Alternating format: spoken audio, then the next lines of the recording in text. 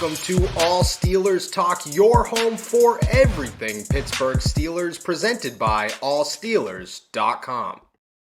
What is up, Steelers Nation? Thank you so much for jumping on to another episode of All Steelers Talk. I'm Noah Strackbein, joined every Friday by my main man, Derek Bell. Find us on youtube.com/allsteelerstalk and subscribe anywhere you get your podcast. Today, fully loaded episode as we approach the draft. Once again, the Steelers have a new offensive assistant coach. What does it mean? Is it a good hire? A bit of a surprise in this offseason after that noise, that circulation about hiring a guy like Byron Leftwich, like Prep Hamilton, faded into the dust. The Steelers made a bit of a splash. On top of that, rumors say that the Steelers have one more big trade coming. Do we believe it? And does it make any sense for this team before the NFL draft? And then finally, a little bit of following the breadcrumbs down the trail of who the Pittsburgh Steelers might draft at 17. We got it all for you, plus more. It's too dark to tell you if it's a beautiful day here in the Burgh. We're recording a little early, but it's been a beautiful week here in the Burgh. I got to say, 80 degrees. We turned the heat off. It's a good time. How you feeling, my friend? Yeah, man, it's starting to warm up a little bit. I'm grateful for that. I got a big weekend ahead. It's my daughter's birthday, so I'm Nice. trying to enjoy that. So hopefully we get some good weather. It looks like the next week or so is no rain. So y'all won't have to hear me complain about how much it rains in Kentucky. But Dude, a yeah, whole I'm week. excited, man. A whole Yeah, a week whole of no week, no rain. rain. Yeah, That's lucky. crazy. That is crazy. I do have one question about your daughter's birthday. I've been saving this even before or after we were talking before the show. Is it an outside party and is there a bounce house? It's not an outside party, but Oh, there is a okay. bounce house. That's huge. So we're That's huge. renting a gym out for my daughter's birthday on Saturday morning. So, but yeah, we got a bounce That's house awesome. for her and all the little kids to run around. And I would say this at my godson's party last year. I got in the bounce house to wrestle with them for about 15-20 minutes. And that was better than any workout I've done in the past 12 months. I was more sore from that 10-15 minutes of jumping and having kids climb on me than I've been Oh, in with any the workout kids. from the gym. So, yeah. True. With the kids. Didn't think about the kids. I don't even know if my knees would handle bounce house. So glory to you, my friend. That's a good Pretty one. fun. Yeah. Oh, I Yeah. can only imagine. I would only like, did you ever go to those trampoline parks? I went Oh, to yeah. one like a year. It was the best day of my life. I was like, what we should go. We should come here all the time. I could just hang out, play some dodgeball, slam some basketballs. It was a great time. It was a great Right. time. But you're right. We don't have the knees are deteriorating by the second here. So we don't have the joints for that one. All right, let's talk some Pittsburgh Steelers. We'll start with Glenn Thomas, the hire of a new offensive assistant coach. The big question, obviously, is whether or not he's here to eventually replace Matt Canada. But I think the first part we have to break down is whether or not it was a good hire. People went when this first started, when we first started talking about this, it was Byron Leftwich. I tossed the name Pep Hamilton out there. I thought he fit very well for what the Pittsburgh Steelers were looking for. And then it faded into nothing. We almost all completely forgot about the Brian Flores-like hire on offense that the Steelers were anticipated to make. They came through. Glenn Thomas, longtime offensive coordinator in college, helped develop Matt Ryan as a quarterback's coach in Atlanta like 10 years ago. Do you like the move? Do you think it suits what the Steelers are looking for well? Yeah, I think it's interesting. I mean, I don't think definitely don't think there's, much of a downside really to it. I Mhm. mean, the Steelers notoriously have always had like one of the smallest coaching staffs like really in the league. And that's just how, Tomlin kind of prefers to operate. But adding another qualified assistant, another, piece of the puzzle kind of on offense, I think it's a good idea. You mentioned some of his, previous experiences working with Matt Ryan with the Falcons as a quarterback coach a while back when he was a younger player. He's been the co-offensive coordinator, I think the quarterback's coach for Baylor when Yeah, they were when like a Charlie top. Brewer was there. Yeah, when they were like a top 10 team about 5-6 years ago. And, maybe the most important aspect of this was, he was the quarterback coach and then offensive coordinator, I think, at Temple Yep. with Matt Rule, who recruited Kenny Pickett So I think that kind of connection to where, maybe there's, I know there's familiarity there. I'm not sure if, Pickett, kept in touch with him at all throughout college or anything like that. But, having that familiarity with, the potential franchise quarterback, hopefully long term, I think that definitely was a good thing for him. And why the hire kind of probably makes even more sense. Yeah, so I didn't connect the dots with the Matt Rule thing. I've been looking for that. I've been looking for the there's got to be a connection somewhere, like the Steelers don't just hire coaches. That just doesn't happen. So I've been looking for that. The Matt Rule is a good one. But yeah, it's exactly what the Steelers needed. I think what I like most about this is that it follows the trend of the NFL. It's a very quarterback developmental coach who has had a lot of success in the passing game, a lot of success with these young quarterbacks. And I get it's all in college, but everywhere this guy's gone, he's led teams or offenses to success. Charlie Brewer broke the Baylor record with 69 touchdown passes. I want to say that's in a season. It might be in a career. On top of that, Matt Rule, Temple, back-to-back 10-win seasons. Matt Ryan speaks for himself, obviously. And now he's here. I just think that's, we've seen a lot of coaches come through Pittsburgh, and every time you're kind of trying to find that one piece that makes you say, oh, okay, this is a good hire. I think Glenn Thomas has a list of them, which makes you feel really good about it. Do you expect him to just be like, what do you expect his role to be? I kind of look at him as a guy that is here to pretty much just develop Kenny Pickett and kind of help improve the pass game as a whole. Yeah, sorry, my dog's going crazy if y'all hear them in the background. No, I'm not really sure exactly like what his exact title or role will be, but I do think obviously Kenny Pickett is the number one kind of role there, right? Like he's gonna try to help develop him, make sure that he's comfortable, try to get him to take that year two leap. Yep. But like I said, having another guy on staff that has helped develop a passing game, that's something I feel like they definitely need to take strides with this season, becoming more explosive on offense. I think all of that, just add another piece of the puzzle, somebody who's been there, done that, and in the event that the Steelers aren't going to it would have to just fall completely off the rails, for Matt Canada to lose his job like during the season. We could argue about whether we think he makes it to next year or the year after, I should say, like 2024.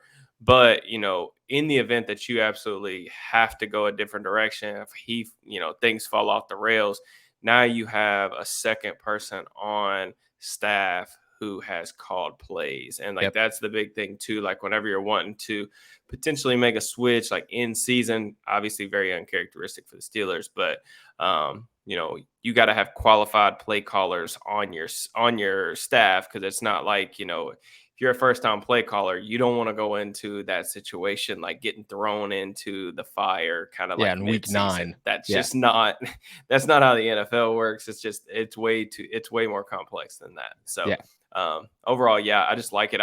But I think Kenny's development, like we've talked about over and over, really over the course of the offseason, like so much of the Steelers' future relies around Kenny's development, like him really taking those next steps. So anything to help further that is a win, in my opinion. Yeah, I agree. I think it's a huge hire. I'm very impressed with it. I think it's better hire than pretty much anybody that we've tossed into the conversation, just because it's fresh legs with a strong connection to a quarterback. I agree. I don't know what the role will be for him this season, and I agree too. I think that's like the biggest question everybody has, or the that's the excitement that comes with this for a lot of guys or a lot of people, is that people look at this and say, okay, now we can't anticipate that this is the replacement of Matt Canada. There's almost a 0% chance that he gets fired during the season. Like, it just doesn't happen. You got to let the contract expire, which that's, expected to be reported to be after this season. But it, just like you said, it's that foot in the door. It is that first, okay, well, we get 1 year to look at both of these guys and make a decision next year. I don't think they're going to, approach the season that way, but it does give them, a perspective, something that they didn't have last year when it came to Kenny Pickett. And Art Rooney said it himself, and so did Mike Tomlin. Like, people are bashing on Rooney and Tomlin for only keeping Matt Canada because they said that they don't want any setbacks with Kenny Pickett. Well, now, you kind of eliminate that and give yourself an option, which I think is good. am I going to look at this hire and say this is the end of Matt Canada? No, I'm not. But I am going to say that I think it's, a move in a positive direction for the Steelers offense. And it does give them options, which I think that they very much so needed. I don't think that they could have left this offseason with the same offensive coaching staff and said, we'll be better. It's just natural progression. We'll be better. Like, it's a coaching staff. This isn't a player. You're either good or you're not good. So I think the Yeah, you addition, got to it's a good one. continue to add pieces to the puzzle, man. Yeah. And like you said, the familiarity aspect of it, that was probably that was a big thing. And Yeah. bringing Canada back, having him work with Kenny for another year, see, how that relationship develops. But you're bringing in a guy who already has some familiarity, at least Yep. on the surface level, with the quarterback, and then you're going to get a year with him in the building, to kind of see what he's about, see where his brain is and stuff like that. So, like it, I think in the short term, there's really no downside. And in the long term, I kind of joked about it on Twitter since the news came out. I was like quote tweeting and was like Steelers offensive coordinator in 2024, but it really could happen like that. So I mean, Yeah. you just don't we just don't know. But it's an interesting move on the surface too.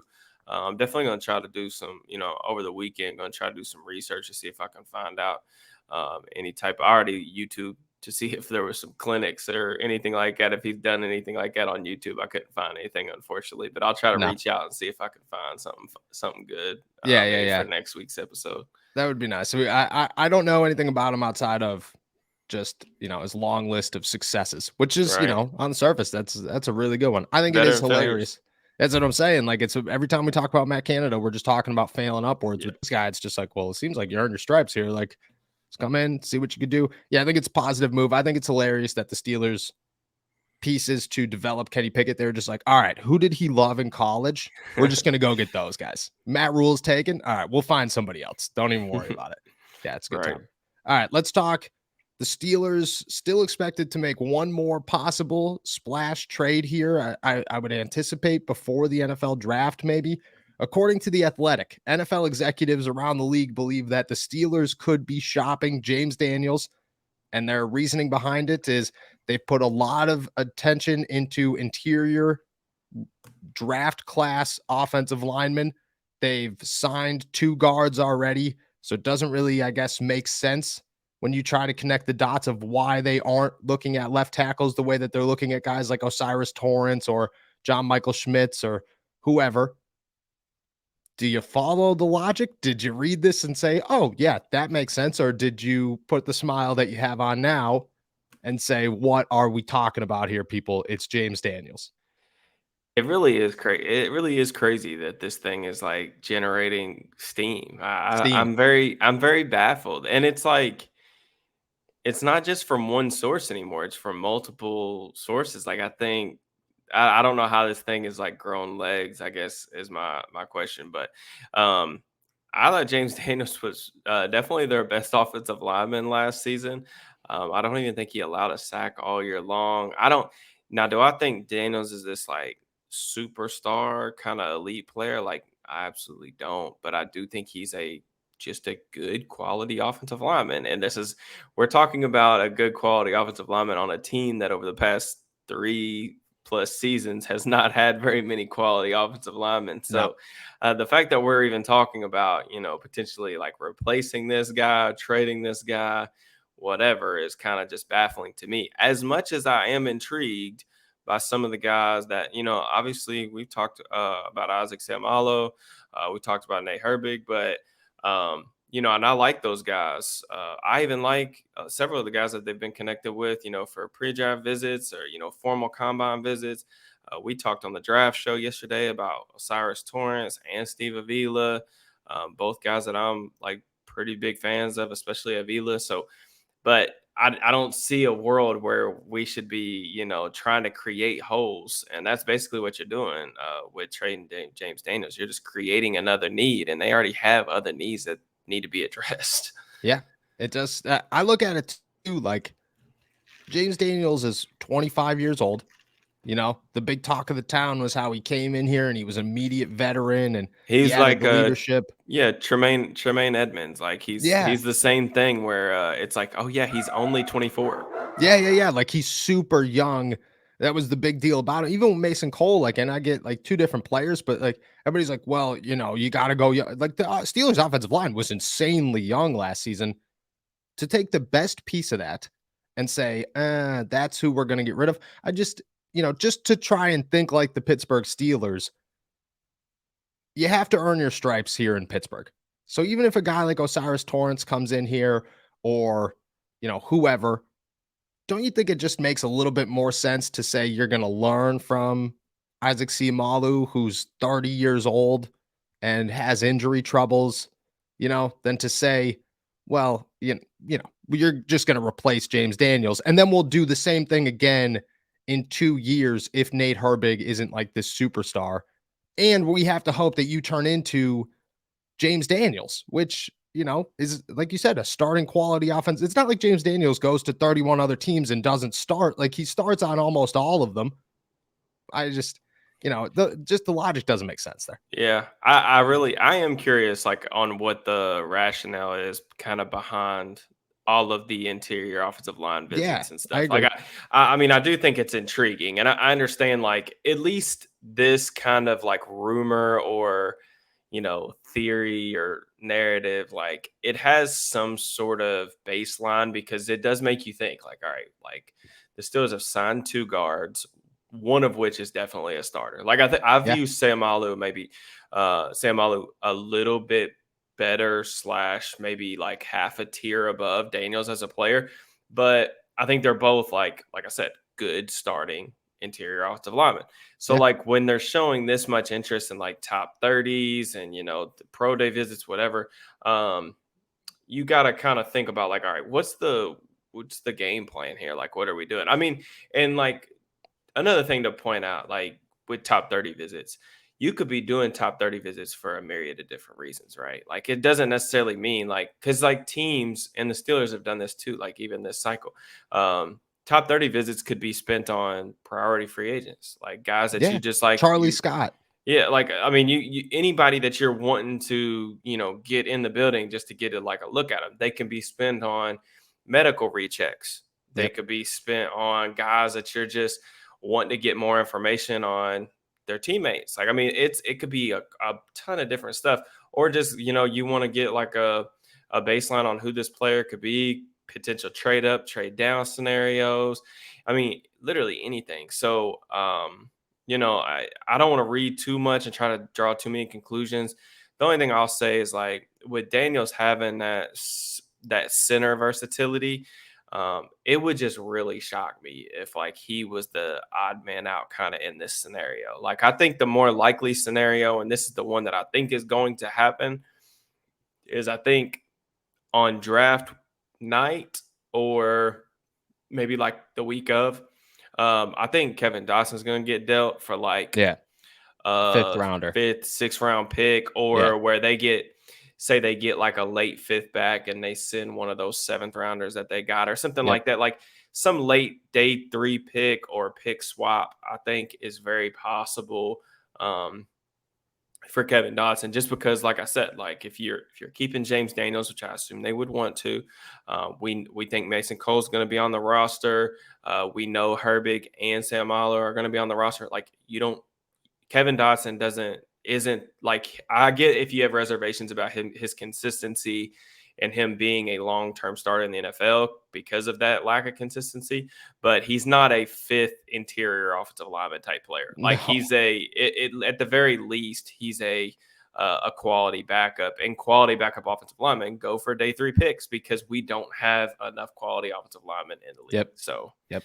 I agree. Do you see that possibly? So you talk the center guard versatility. That's the other, they're still bringing in centers, but that's the other theory that I think fans have at least is moving James Daniels to center, getting another guard. yeah, I know. So I watched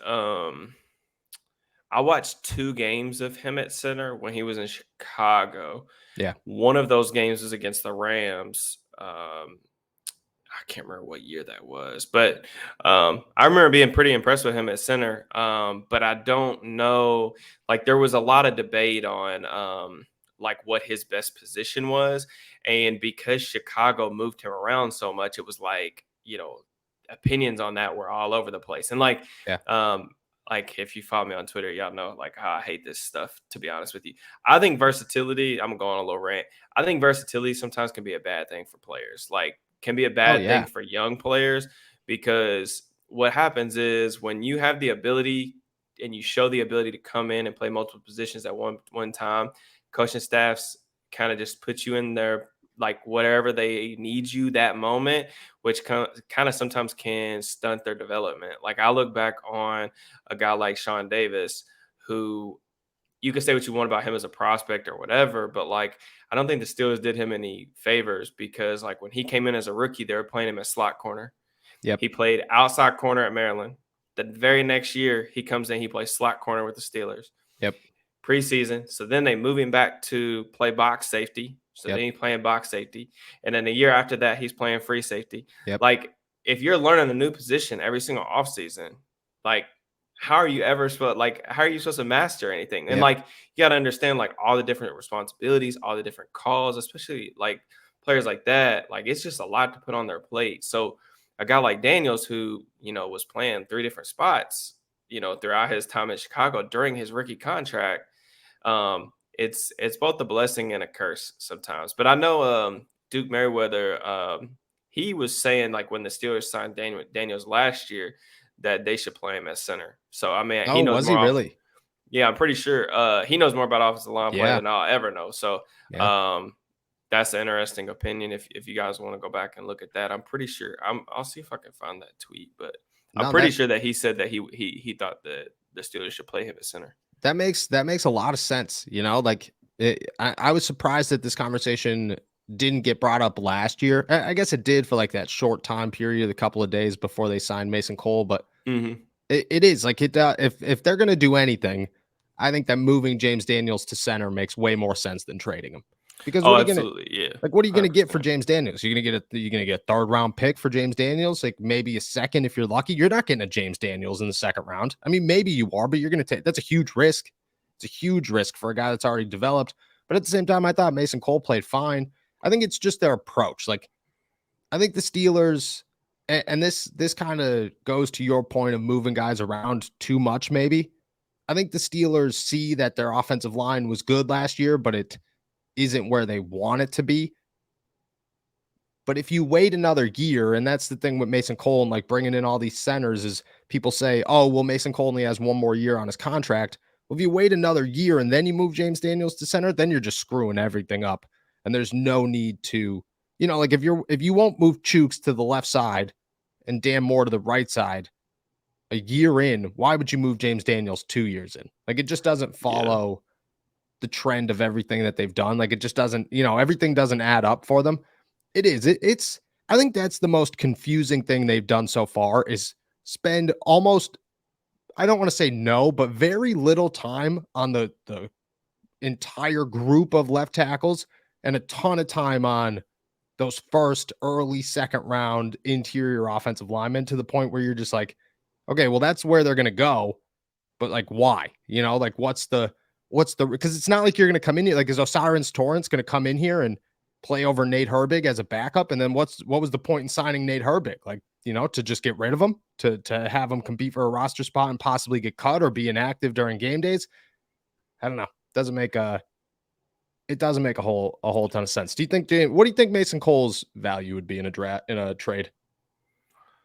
I hadn't really thought about that. I'm assuming probably somewhere. I mean, day three pick. I would Yeah, it's got to be guess. day 3, but Yeah. it's worth something. Come draft night, you can get a Yeah, I fifth, mean it's sixth worth rounder for something. him. Yeah, I was able to find that tweet too. It said, this is from March of 22. He said, "You play Daniels at center, move Green to guard." So this is Kendrick Green. So Yeah, obviously not yeah, yeah, yeah, great. yeah, yeah. And then you move Kevin Dotson to right guard because that was all three of their natural positions. You have an athletic and nasty interior offensive lineman. I see a tweet in here, a reply from Brandon Thorne saying that that's a good idea. So again, No, Brandon, another like big name. literally the goat of offensive line play. And then Brett Coleman talking about. I remember watching him, Daniels play center at Iowa, and he was reaching 3 techniques without even breaking a sweat. So, yeah, I mean, Maybe it makes sense. I don't know. It's definitely something to look into. I think I'm gonna go. I'm gonna definitely go Yeah, watch some some tape James on that. Daniels at center. I Yeah, know. I'm I gonna feel try like to you see have if I to. can find some Iowa tape from 2016. Maybe that's the So way. Maybe that's the way they're going. We just don't know. Maybe I I don't like know. Mason Cole a lot. Like I just, as a person, I very much so enjoyed Mason Cole this season. So there's a part of me that's like, please don't get rid of Right. Mason Cole. But sometimes you have to remove that and just say, well, if we're connecting the dots everywhere else, the dots are screaming at us saying, well, they're bringing in interior offensive linemen and they love them. So I Yep. don't know. I do think there's two names, and you said this before we jumped on here, that there's two names that you think that the Steelers have shown too much love for, to the point where you have to assume that they are almost all in on both of these guys, Keely Ringo and Dwan Jones, cornerback out of Georgia, tackle. I'm not going to say left tackle, but tackle out of Ohio State. So far, they've literally completed the trifecta. They've ran the whole marathon with both of them. They showed up at both of their pro days with large groups, Mike Tomlin, Omar Khan included. They met formally at the NFL Combine with both of them. They met Dwan Jones at the Senior Bowl as well. And then they took both of them out to dinner and hosted them for pre-draft visits. I mean, we're talking about connecting dots on the interior. You want to talk about some strong signals. It's these two, right? Yeah, I mean, you talk about running the gauntlet. I mean, this Yeah. is literally, checking every single box. I mean, there's literally no stone left unturned for Mm-hmm. either one of these two prospects. And a lot of people, they drive me crazy on Twitter, man. They talk about smoke screens and stuff like that. Like it's driving What is a crazy. smoke screen with a guy who's going to go 32nd? Like, what's the smoke screen there? Aye, aye, aye. Why Yeah. wouldn't you pay attention to Paris Johnson and not DeJuan Jones? I'm not gonna go down that rant, but no, I mean they've obviously spent a lot of time with these two guys, and I think that we can argue all day long about prospects we like, prospects we don't, guys who we'd prefer at certain spots and things like that. But I think once we get to this portion of the pre-draft cycle, we kind of have a good idea really of who you know they got significant interest in. You better Yeah. be getting comfortable with some of these players because they might end up, on the team here in the next month. So, um, yeah, I think that both these guys, have a really legit shot. To the point where, like, I would almost be surprised if one of them didn't end Yeah, up in if at least Pittsburgh. one of them. So you've been posting Ringo clips on Twitter. I saw that. I want to talk about him for a sec, but first, Hmm. you said on here more than once that you don't know if DeJuan Jones is a left tackle.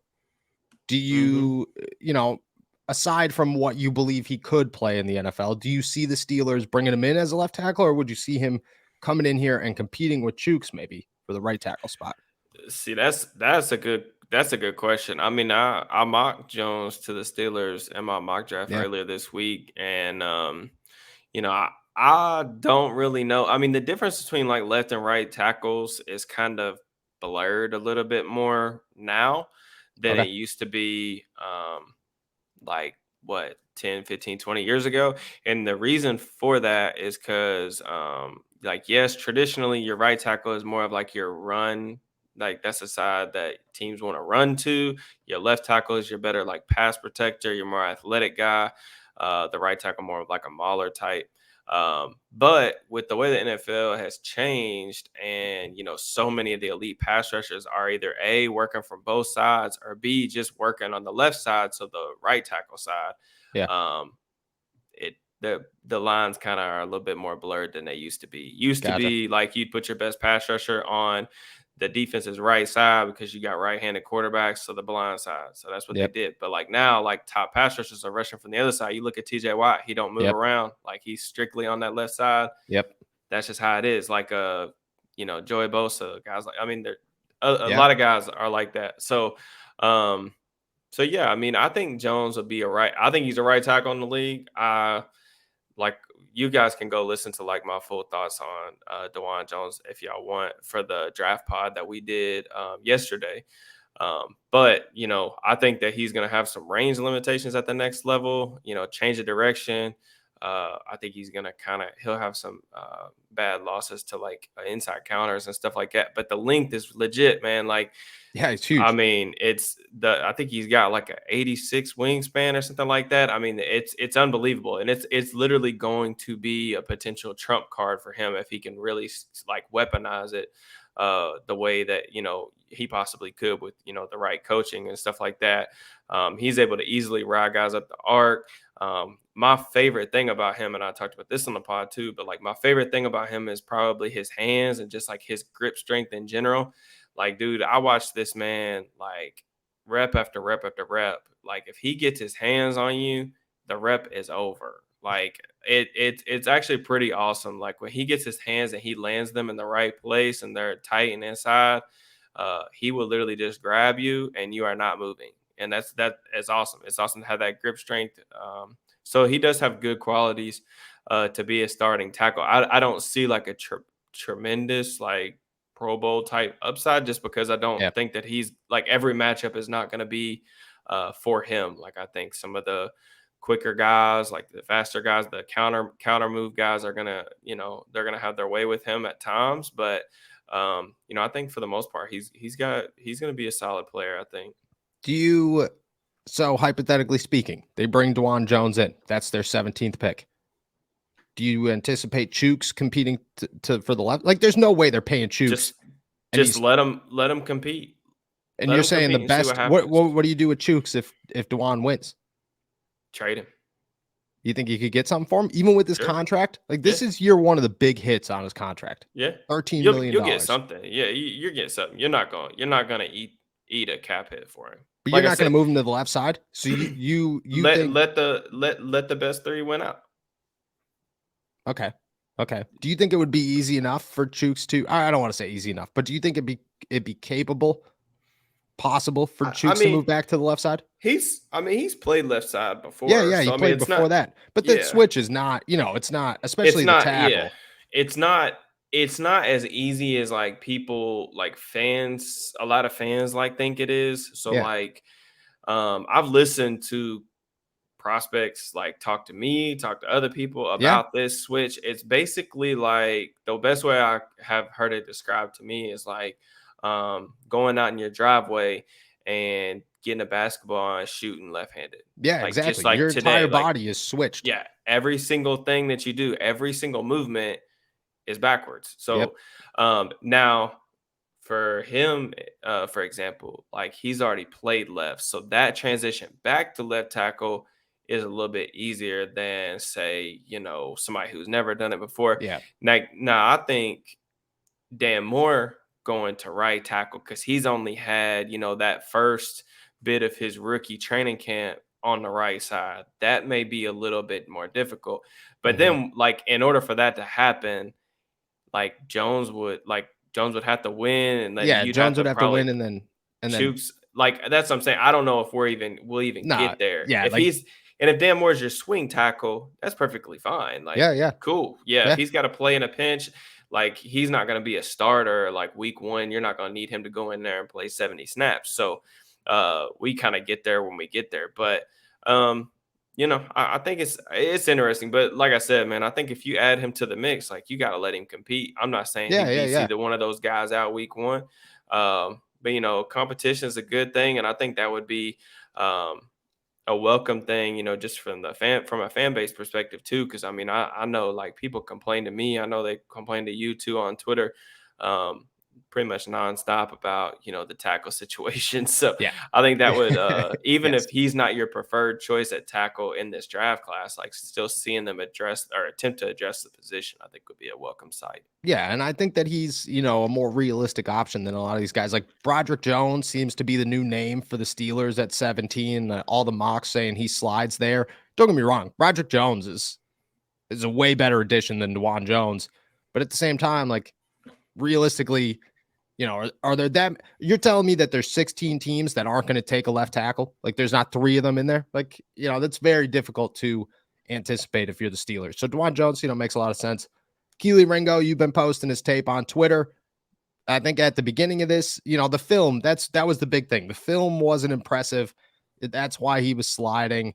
People had higher expectations for him coming into the season than, he put out there. Has he changed your mind at all now that you've started to watch this film again? I mean, not For really. for the 32nd pick. Let's Yeah. be realistic. Like if he's there at 17 and DeJuan Jones is there at 17, the Steelers are going to draft DeJuan Jones. Chances are. Maybe. I still would. It would not surprise me if either one of them got Yeah, picked I at know. As I 17. said it, I was like, maybe I'm jumping the gun here, Look, but still. I don't know. I again, this is not my like like here's my thing too. Yeah. Like I try not to get ahead of myself and like I try not to knock on prospects as much these days, like to where I just like feel like I'm bashing them nonstop. Cause like when I get on Twitter, man, like this is the thing that drives me crazy. It's like people put prospects into two buckets. It's either they're the greatest thing ever and Yep. they have no weaknesses, or they're the worst thing ever and they have no strengths. And I just don't I do not view football like that. Like it's just that's not how I look at stuff. Like I try to peel apart like the layers to find out like what guys do well, what guys don't do well, like where they can improve, where you're gonna have to hide some of their limitations. Like that's just how I like to view it. I understand not everybody's like that, but I definitely think Ringo's an interesting player, man. One thing that I think about Ringo is like his stock has dropped among like big draft analyst folks. Like Daniel Jeremiah, he's a guy who's like really well connected to the league. His Yeah. top 50 is always really based on like what he's hearing in the league. And his latest ranking of Ringo was at 46. So Oof. that makes me think that maybe he's, Yeah, he's hearing stuff. maybe maybe he's hearing stuff that he's not really going round one. He's gonna go round two. But like I said, I think 32 probably I mean, it's definitely more realistic, I think, than 17 at this point. But both of those guys, I think, are in play at 32 for sure. Do you think that Ringo could come in here at 32 and develop into something worthwhile, behind Patrick? Because he's not going to start. Like whoever comes in here, I take that back. Whoever comes in here, they're going to have to compete. But I think a guy like Ringo wouldn't get that starting job over Levi Wallace. Definitely not over Patrick Peterson. Like, do you Yeah. think that in 2 years' time, he could be like, oh, okay, this guy's, definitely worth it? Yeah, I do. The funny thing is, man, like I was kind of saving this because I'm doing a video on Ringo, but A little teaser here. I don't think Ringo's as boom or bust as people think. Oh, And the okay. reason is because like I think he has a nice floor. Like Yeah. you don't really see like I think a lot of people are saying like saying he's gonna be like out of the league. Like he's been a productive player for Georgia over the last 2 years. He's 20 years old. He is big. Yeah. And he's fast. Yep. Like young kids that are productive that early on in the SEC that are big and fast, competitive, don't typically just like completely flame out. Now, I'm not saying like it could very well happen. Like we see prospects that are billed as like safe prospects all the time and they Dude, completely yeah. flame out at the draft. It's a crapshoot. I don't personally think he's as maybe as risky as like some other people are saying. I also don't think that like do I think that he's going to be Christian Gonzalez like if you gave me the best version of like Christian Gonzalez or the best version of Keely Ringo, I'm going to take Gonzalez. And the Yeah. real big reason why is cuz like for one, Gonzalez can play from a pedal. He's more versatile, he's more scheme versatile, more of alignment versatile, and he's got better hips. So Ringo, he's a little bit tight in his hips. But with that being said, like even with him being a more linear athlete, he's still going to potentially be a pretty useful asset. And it's really one reason why he runs a 4.3. Yeah. So Literally runs a 4.3. like if you like the most common route in the NFL is go route. Yeah. So, like, if Yeah. you have a guy who is capable of playing in press and is capable of staying on top of fades and goes and stuff like that, like, that's going to hold value in and of itself. Now, he's going to have to get better at, specifically defending comebacks and hitch routes, but I think I've pretty much figured out why he struggles with that. But there's gonna be there's gonna be a learning curve. Like, he's still like, there's some flashes of some really impressive technique, and then Yeah. there's a lot of stuff that he really needs to tighten up on. Um, but I do still think he's a good player. I think a lot of people are Yeah. saying he should move to safety right now. I don't think you see in the big picture. There's way more upside with him as a press corner, whether that's in a cover 3 scheme where you're literally just asking him to defend the deep third, um, old school Seattle Dan Quinn type defense. Yes, sir. But there's way more upside as a corner than there is like with him being a safety, Yeah. like 100%, in The my opinion. Steelers, the big thing with him and with anybody that the Steelers bring in is they've done enough so far that they don't need anybody to come in here and be an immediate starter on defense, like in the secondary.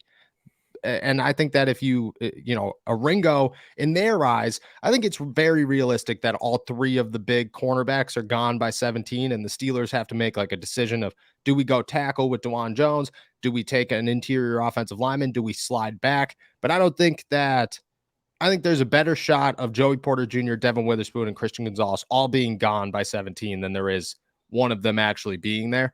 And Deontay Banks is there too, and I think he's a very interesting name to watch as well. But if the Steelers are thinking we're going to wait on a corner, like, they've done enough to where Patrick Peterson and Levi Wallace are their starters. DeMonte KZ and Minka Fitzpatrick are their starters if need be. They don't need anybody to come in here and make a position change and have any impact in the secondary at all, really, except for off the bench. So I think that moving him, does for any of these guys doesn't make any sense, Yeah, especially right now. and I like Banks Yeah. quite a bit You, more than I like Ringo. It's just, but like I said, like, at this point in the draft process, like, you gotta figure out, like, be realistic about guys that they've shown interest in. And yep. like I said with Ringo, man, like, there's things like technically that you can teach him that he's not doing right now that will make his job a lot easier. And the fact that he's only 20 years old, the fact that, because here's the thing too, Dude, like, young, he's lengthy. 6'2", Yep. 210 pounds, and he runs a 4.35. You can't teach 6'2", 210 pounds, 4.35. Like, you can Nope. teach a lot. Like that, like, you can have like really good small corners that do, excellent things with their technique, but they're gonna go out there and get dunked on by bigger receivers. Like, every Yep. guy's gonna come with some limitations, and he does have limitations. Like I said, I think he's tight. Like, I don't think he trusts his hips. I haven't seen him try to backpedal. Like, he just doesn't do it. He either plays from like a scooch technique or with his back to the sideline at half turn. Like, there's a lot of stuff that he might never be able to do, but you can't teach 6'2", 210, Yep. 4.35, Yep. and he'll be able to stay on top of receivers. And like you said, even if they don't want to play him as a rookie like week 1, you'll still be able to use him down the road if you get into certain matchups. One of those matchups, I think, could potentially be Cincinnati. Because I was here's the going to deal. say Jamar The Chase. Steelers have to get – this is the thing about Ringo too, and this is like the only reason that I'm not going to like freak out if they do pick him at like 17 or 32. They have got to get faster in the secondary. Oh, yeah. They are slow as molasses back here right now. Like, I legitimately do not know if they have a corner that runs faster than a 4.6 right now. I think there's zero chance they do. I think Maybe if you Kello. literally line this up, James Pierre. I don't Who even won't be know. on the field? Who won't be on the Yeah, field? They don't have a maybe. corner that plays. Yeah, Pierre might be able to. Like, Wallace was a 4.6 guy coming out. Yeah. Peterson was obviously a freak athlete. But Yeah, but he's 33 years old, so he's old now. there's no way he's running that these days. Mollett, no way. Not a speed guy. So, like, they got to get faster. Like, that was like my number one thing in the mock draft too. Like, because I had them taking Forbes at 32, and then I had them taking like a flyer on like Starling Thomas Yeah. from UAB. Like they got to get faster in the secondary. Like it's got to happen. Even if those guys don't come in and play like 90% of the snaps, like you got to have some type of speed because you heard their expression like these offenses, they build their receiving cores like basketball lineups. Yep. You got like every offense now has at least like one guy that runs a 4-3. So like out of those three receivers, like you gotta have one of your three corners that can run. And like at least with Ringo, like he's big, he's fast. Yeah. Like you can figure some of the other stuff out. And the fact, like, I absolutely love this. And honestly, like it has gotten me to the point where I just want to see it happen just because I think Steelers Twitter would be funny as hell and they're gonna freak out if he's the pick at 17. But him working with Richard Sherman is like, dude, it is the best thing for him. Yeah. And I am so like because they play the same technique. And like Sherman was literally the GOAT at playing like step kick. Yep. And like if Sherman can get him right with his technique, like I said, you can't teach 6'2", 210, 435. So like if he can get him right with his technique, like Sherman, he has some athletic limitations too. He ran like a 4.55. That wasn't That's even what I'm like saying. Yeah. that wasn't even like the threshold. That's not even the threshold for what you look for in boundary corners. So coaching matters, man. Development matters. It's funny too, because like I see everyone seems to think he's like this boomer bust guy, like he has like super high potential, but super high bust potential. The funny thing is, everybody wants these high ceiling players until it's time to let them develop or coach them up into those type of prospects or players.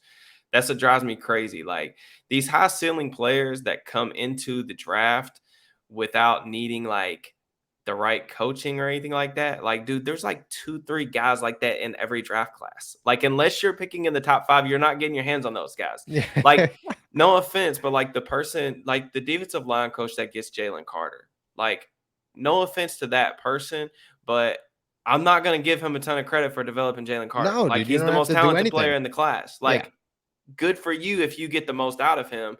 But to me, like, you get way more credit in my eyes if like you're a defensive back coach and you take somebody like Ringo who clearly has work to be done on his technique. You get the most out of him, then we're talking. Like guys like this is what like Seattle has done for years. Like think about all the corners that they've got so many like great two years this out year. of. The two that this year that they put together late round picks. Richard Sherman, 5th round pick, Brandon Browner, Byron Maxwell, Tariq Woolen, Kobe Bryant. Forgot about Maxwell. I mean, like, look at all these different dudes like that they've had success developing. None of those guys were high picks. Nope. Like none of them. So like coaching matters, man. Like, and that's what I'm saying too. Like, if you were to tell me that like which corner was gonna have the best career, like would I take like Ringo's like not even in my top 5 out of corners that I ranked on last week's corner show. But like if you were to tell me Ringo is going to Seattle next year, and he's working with Sherman in the offseason, I'm probably changing my tune a little bit because I trust Seattle's coaching staff to get him there. So at the same time, though, that's concerning when you look at the Steelers track record. Yeah. And say, well, if you go to Seattle, you could turn into a superstar. If you go to Pittsburgh, you could turn into Artie Burns. But you gotta that's what the thing too, and we've talked about this before, but like you gotta take swings, man. Like they haven't even taken like since Artie, they haven't really even taken the only swing they've taken has been Justin Lane, and that was 2019. Like they haven't taken a corner in years. So like you're getting a little bit older at the position. The guys that you have kind of found and developed, Mike Hilton, Cam Sutton, you've let those guys walk in for agency. So now it's up to you to, draft and develop. And like, you've got to take swings. Cause if not, you're going to always be paying for these like tier 3, tier 4 type of corners in free agency. But, and there's nothing wrong with those guys. Like Levi Wallace is a perfectly fine, like he's a fine player. It's just like, there's a notably capped ceiling with a player like him. And he's no longer on a rookie contract. So like you're not really reaping the benefits of him. And from a cost perspective, he's just kind of solid. And like there's no upside there. So if you want the upside, you got to take the swings in the draft to get them. You can't be scared. So I'm really interested to see who they get. Oh Because yeah.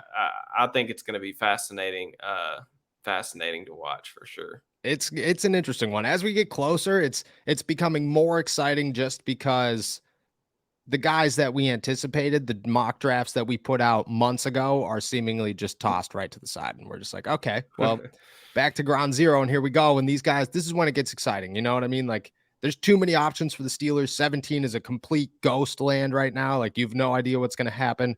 And it's only going to get crazier because they're just now starting to bring in those big names, the Christian Gonzalez, the Deontay Banks, you know what I mean? And we still have 2 weeks. And I think they have 10 more top 30 visits to schedule that we don't know of yet. So you don't know who those guys are going to be. It's exciting. It's very, very exciting. More to come. It's only going to get crazier.